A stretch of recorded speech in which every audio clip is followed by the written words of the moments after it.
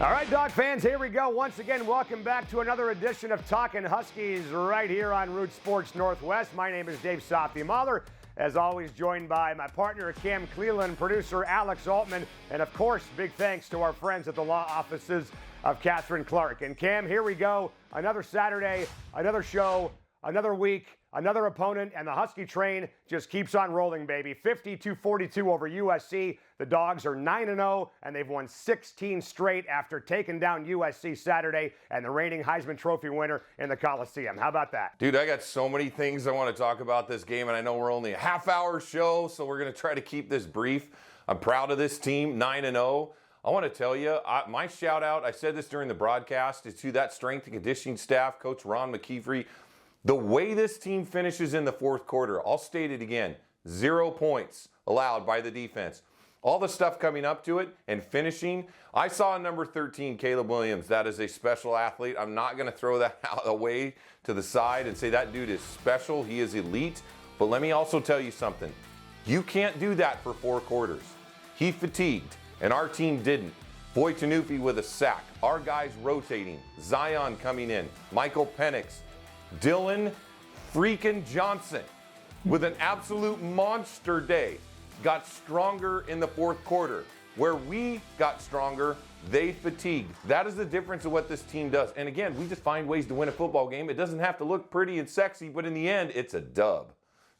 No doubt. And we'll talk more about Dylan Johnson's game, the rushing game for UW. I was asked by somebody after the game, what happened to UW's rushing offense? Well, that helps to face the 104th best rushing defense in college football, but nevertheless, that was a heck of a performance by Dylan Johnson. 5th most rushing yards ever in Husky football history in a single game. And now UW, as a matter of fact, after that game, is in the top 100 in rushing offense in college football. How about that? They're off the back page and on to page number 2. But in some ways, Cam, the story of the game, at least nationally, Zion Tupuola-Fatui lost his father last week, had a chance to catch up with a very emotional number 4 after this win over USC. Yeah, you know, this week was really hard, but I knew my dad would want me to play. You know, he loves this game. He loves UW, bro. And I know I'd just be doing him wrong if I didn't play, but I'm thankful I was able to play good in his memory. Oh, man, that was him playing through me, you know? I mean, the beginning of the game, I don't even know if I wanted to play, to be honest. I'm here for my brothers, but I was glad I was able to play a good game, bro. Zion had an amazing game Saturday, Cam. Had the strip sack, obviously led to a fumble, led to a touchdown, played his butt off on Saturday in honor of his dad. Put yourself in his shoes and what he went through Saturday versus USC. Well, first off, the play was amazing because it flipped the possession, and that goes without saying.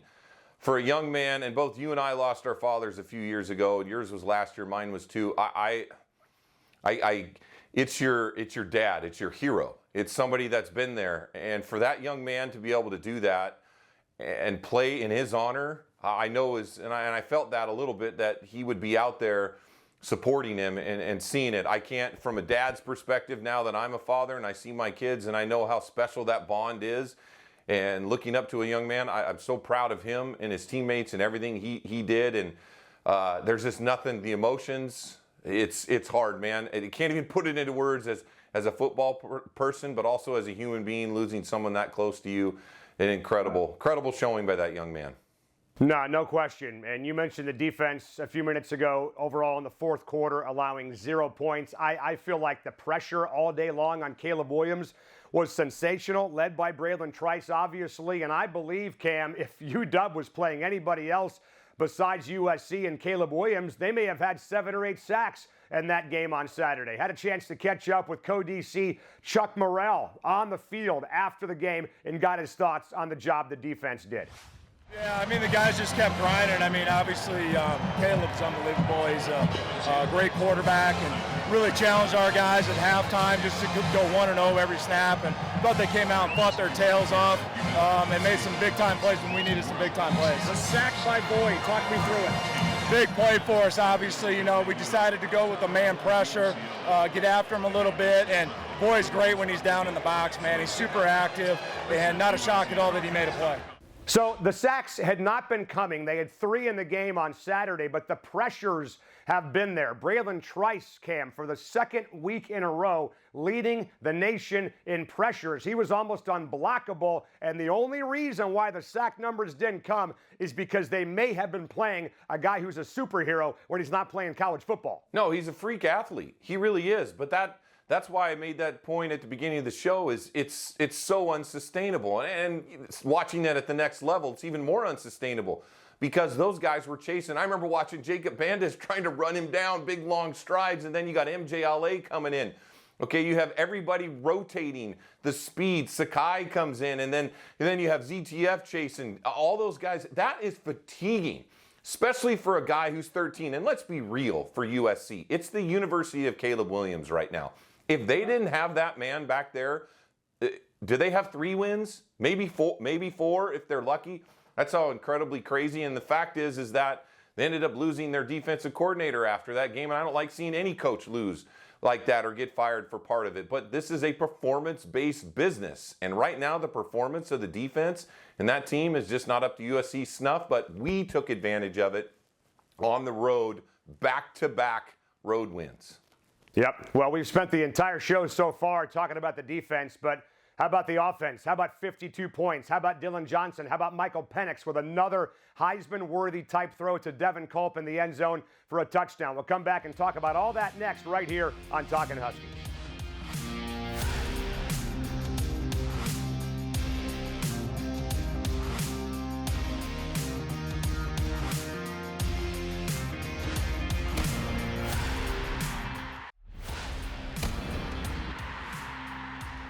Dog fans, welcome back to Talkin Huskies right here on Root Sports Northwest. Dave Sophie-Mahler, Cam Cleland.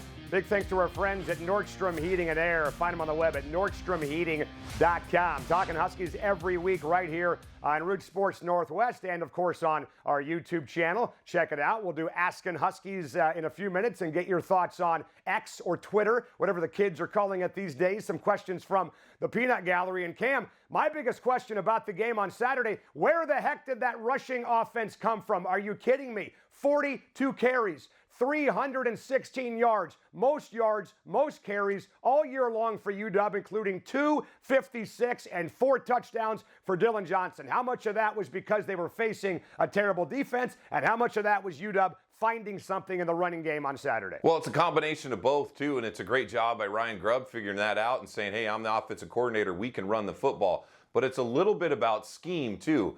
And also, because every team we face, they fear Michael Penix, they fear Rome Odunze, Jalen Polk, Germ, and then also all the guys that are there about getting over the top. They fear the deep ball and our intensity, the way we throw the football.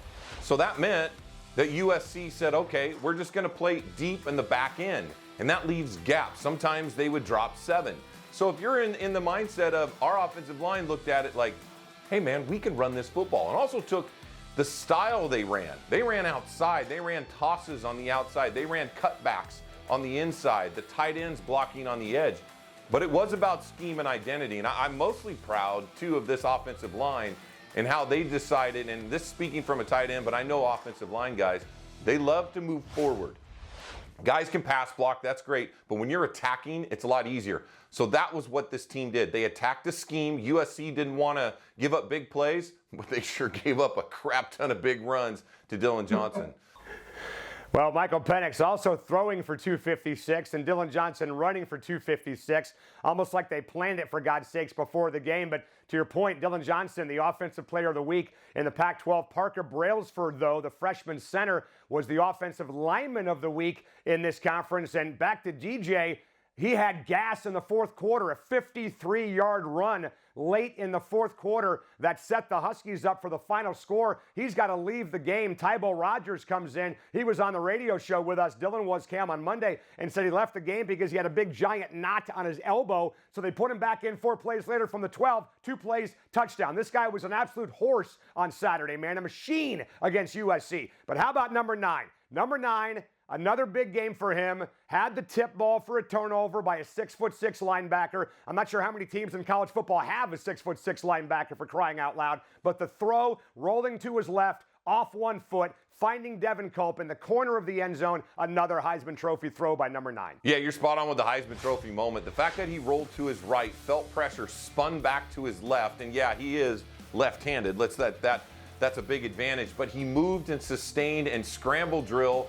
The reaction by Devin Culp and going up and strong-handing that ball and doing that was the play that all of us at 3rd and 18 went, what? Oh, wow. Okay, that's a Heisman moment. And the way Mike just controlled the football game, I thought we looked offensively disciplined.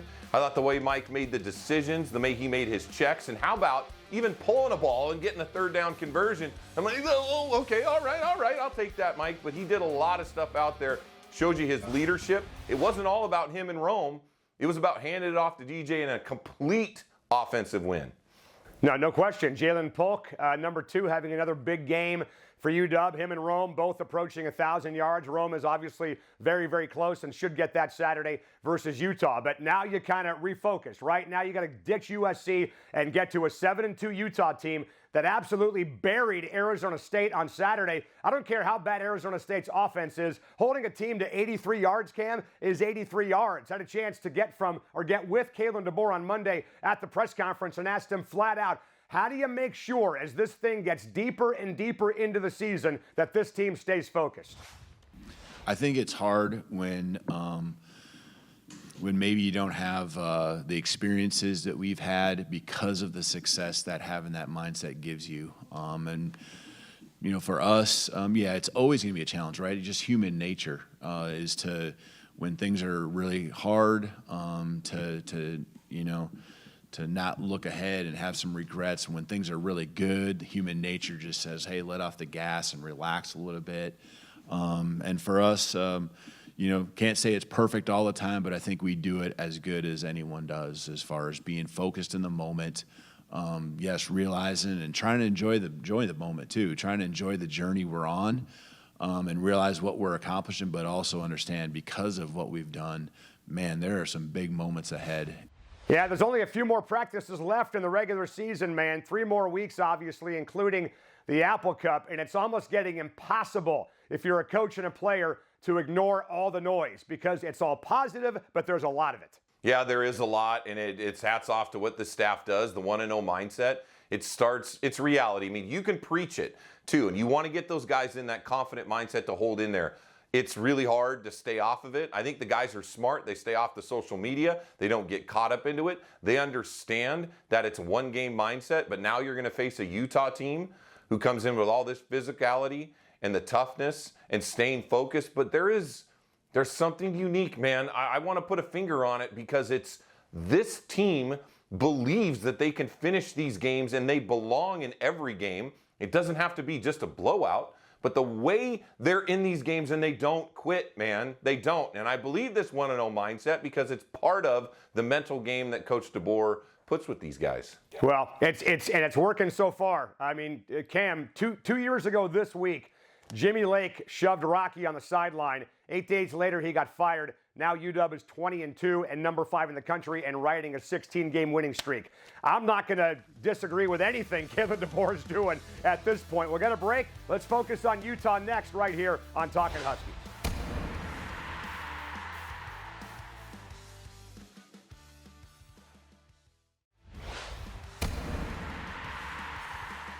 Okay, Dawg fans, we're back here on Talkin Huskies right here on Root Sports Northwest. Don't forget to check us out every week right here on Root and, of course, on our YouTube channel. We'll do Askin Huskies on Talkin Huskies next segment right here on the show. Big thanks to our producer, Alex Altman, for putting this whole thing together every single week. So, Cam, you look at Utah, 7-2. A scary movie on defense. They held ASU to 83 yards of total offense a week ago in Salt Lake City. Number 9 total D, tied for number 9 in scoring defense. Number 7 in pass touchdowns allowed, tied for 11th in sacks. Number 5 rushing defense in college football, and number 12 in yards per carry. This might be the stiffest test yet, Cam, for this Husky offense on Saturday at 4:30. It certainly is, and it's a weird football game. I looked at the film versus ASU, and I don't know if ASU showed up. It was not the similar style that we faced up in Seattle, but that goes without saying is the physicality of Utah gets overstated. because that's who they are. They take on the identity of their head coach because Kyle Whittingham might beat up everybody because that's how intimidating he is. He's an unbelievable coach. He's an unbelievable man. He's the type of guy that you want your kid playing for, but that's their style. And Bryson Barnes, here we go again. I'm going to do this again. Another active, zone read, physical kind of quarterback. Not the most dominant. I think he only has 930 yards, 8 touchdowns. He's got 2 on the ground, but a zone read speed runner that can pull the football probably a little more than that we've seen. That's active. They have a really good running back. Their wide receivers aren't crazy dominant. Their top guy only has 29 receptions. But on defense, they got some studs. They got a good pass rusher, a Jonah Ellis. All of these, this team is a back-to-back Pac-12 champion. That is not something you want to take lightly going into Husky Stadium at 12:30. Awesome start time. 12:30 national TV on Saturday, and you mentioned the physicality of the Utah defense. Ryan Grubb, offensive coordinator for UW, talking about that very thing. Yeah, I think they're the most physical defense we've seen, and they're the champs. And that's what we told the guys. You're going out there to play the champs. They're back-to-back Pac-12 champs. They're a really well-coached football team. This isn't a new defense they're learning. They're not in a new place. It's a lot of consistency within that program, and those are the teams that have grooved reps and understand how to get ready for a good game plan and go into a big game on the road. So certainly they'll be ready for that and the tests that we'll give them. But the guys are looking forward to it. I think they're excited to play another big game and just one at a time. So where do you attack this defense? We saw Ryan Grubb last weekend against USC attack the heart of the USC defense and keep the ball on the ground. What's the game plan this Saturday? Well, that's the key here is that you want to find a weakness. And Washington last week found a weakness because USC didn't have the tough guys up front to be able to handle the run. That will not be the case this week. So you have to attack the perimeter. You have to attack this team in space. You're faster than them, so that means your wide receivers, your screen game, your outside runs, the things that can take up space, getting deep. And I know Utah, you could see Coach Whittingham, they are scared, and they have to prepare for the pass game. They've said that. We have to stop the Husky throwing game. That's what scares them the most. Now, if they lighten the box, then DJ, man, just roll on into what you did last week. But I think you have to attack the perimeter and score quickly versus this group because they've shown they can give up points versus SC. Oregon scored on them too. So they're not an impenetrable defense, but they are intense. No doubt. Let's come back and hit the mailbag. Talking Huskies. We'll get to Asking Huskies next right here on Root Sports Northwest.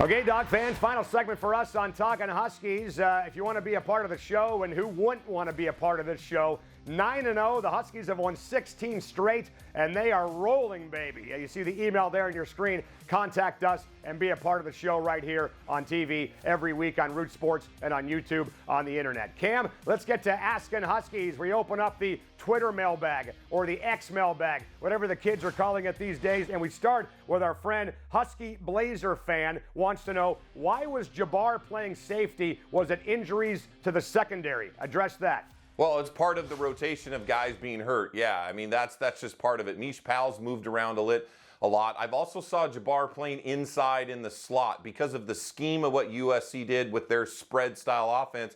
Jabbar is very active. He's super quick on the inside. He's their most versatile guy. That meant Elijah Jackson was going to have to be one-on-one, and guys were going to have to be one-on-one on the outside. So his versatility certainly is why they had to move him around the most. You have to put your best guys on the field. You needed that in dime and in the nickel situations. Yeah, and then our friend Zach D wants to know, I'd love to know where you rank this year's team all time with other Huskies with in-depth details as to why. Where does Penix rank among other quarterbacks? What makes him higher or lower? First of all, in the interest of time, we can't get into much depth right here. But Cam, if this team makes the Final Four, and Michael Penix even shows up in New York for the Heisman Trophy ceremony. Where does that rank him and this team in your mind? Well, it ranks it in the top 5 of all time. It might be in the top 3 of all time. That's certainly fair. You got to put the 91 and certainly the 2000 with Marcus, and then 2016 in that group, and that's in the top 3, 4. So you're right there. Michael Penix goes to the Heisman situation and wins it. He's considered the best Husky quarterback ever. That's probably a fair thing to do. But we don't put the cart before the horse or the barn before packing the hay, whatever you want to say. Nice rhyme, Cam. Wait 1 week at a time, folks. 1 week at a time. Yeah, that was well done, by the way. I'd like to maybe see that brought back for next week's show. But Utah Saturday, and again, UW is not going to have Asa Turner. We know that Gieran Hatchett is banged up. The coaching staff addressed that. Jalen McMillan's situation. He went this week to get a second opinion from the Seahawk doctors. And when I hear the word second opinion, man, that doesn't really sit well with me. Talk about the injury situation right now for this football team, Cam. Well, you've seen him. He's tried to come back. He had a knee brace on. I can't speculate on what the internals are of a knee. When you have a second opinion, usually you're going to see if that's a surgery situation or if there's something else that you can agree of, any other things that you can do. I just wish that young man nothing but success and what he can do to come back on this team. He's got time a little bit, but it just feels like he's going to be smart with it, and I trust the staff and what they want to do. And the good thing is you're getting Germ is going to be healthier. You have Giles Jackson, the depth. Boston is coming on, so you have the depth to be able to make up the gap when he's not there. No doubt. All right, listen, man, great stuff. Alex Altman, phenomenal job. Cam, good work, my friend. Appreciate everybody being here every week on Talkin Huskies. Heck, we do this for free. Don't tell anybody what we would. The way the team is playing right now, how do you not love what's happening right now on Montlake? We'll get out of here, and we'll talk to you next week right here on Root Sports Northwest.